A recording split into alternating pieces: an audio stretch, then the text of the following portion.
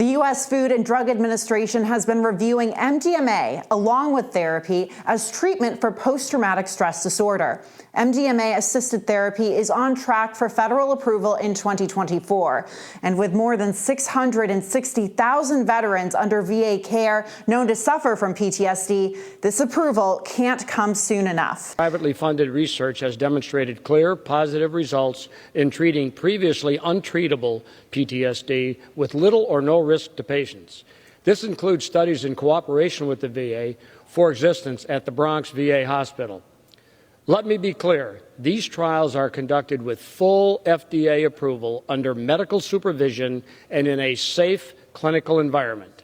Joining us now is Juliana Mercer, a 16-year Marine Corps veteran who served in both Iraq and Afghanistan. Juliana is now the Director of Veteran Advocacy and Public Policy for Healing Breakthrough, a nonprofit helping vets with PTSD. Juliana, first of all, thank you so much for joining us, and thank you for your service to this country. You've advocated for these treatments on Capitol Hill and have testified in front of Congress. Where are we at with FDA approval at this moment? Lykos Therapeutics, formerly MAPS PBC, submitted a new drug application, or NDA, to the FDA this last December.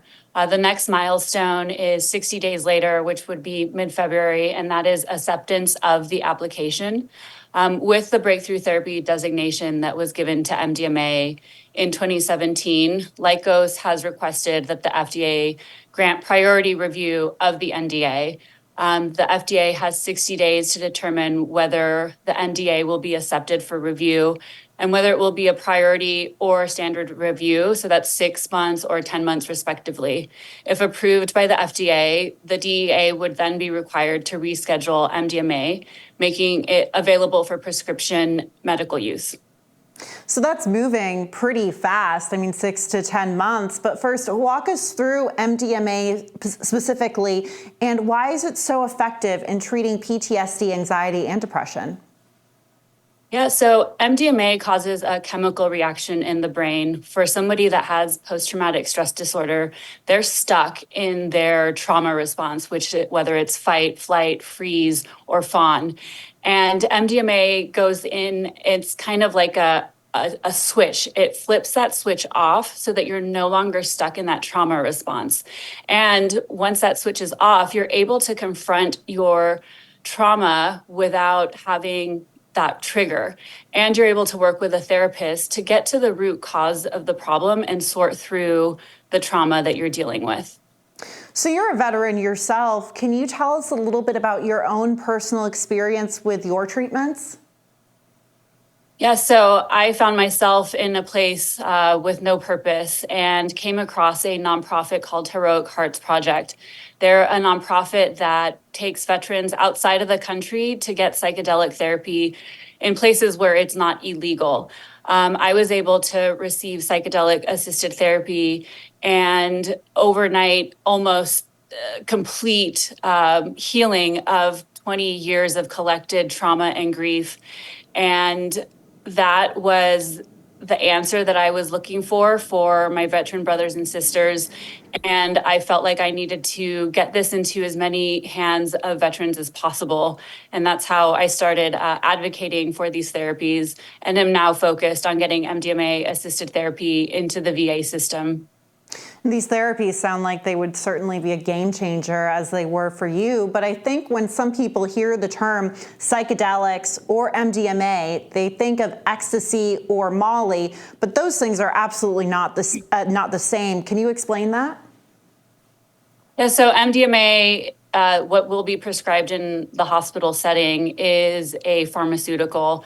Ecstasy and Molly are street drugs. So they do contain a form of MDMA, but they are often cut with other substances. So that makes them not clean and not a pure version of MDMA. And how concerned are you about the cost and access for this new treatment if it's ultimately approved? So there is concern. We want everyone to have access to this, which is why we think it's so important to focus on getting this treatment inside of the VA system. Veterans will be able to access it for free under their care at the VA. And outside in the community, we're looking at pretty high costs and it not being accessible to all. So I think that the VA will be a model for other healthcare systems to be able to provide this type of therapy, and also hopefully down the line be able to implement it into insurance coverage. You know, we've talked about how this will be a game changer and how this could be approved in a matter of months to a year, but how urgent is the need for the Veterans Administration to embrace MDMA as a treatment method for our veterans? It's extremely urgent. We are losing more veterans every year here at home than we did in the combined 20 years of combat on the global war on terrorism. That's 6,000 veterans every year here on American soil. We've been trying desperately to find solutions to the PTSD and suicide epidemic, and we've gotten nowhere because that number of 6,000 per year has not changed since 2005. And we have a solution that is 71% effective in eliminating the PTSD diagnosis. And we have to get access to our veterans as soon as it's FDA approved so that we can start saving veteran lives. So moving forward, do you think this could pave the way for other psychedelic substances to treat conditions outside of PTSD, anxiety, and depression? Absolutely. MDMA is the tip of the spear, and it's not a classic psychedelic, but there are close to 500 different psychedelic compounds that are currently being studied in some form of the FDA process. And they're looking at things like Alzheimer's, eating disorders, depressive disorders, and they're also looking at cluster headaches and pain management. So there's a lot of potential uses for these compounds. And I think MDMA is paving the way for figuring out how to not only implement, but be open to these novel treatments. Juliana, you're really doing great work, and I hope this, we'll see some progress in this world, this universe. Thank you so much for joining us.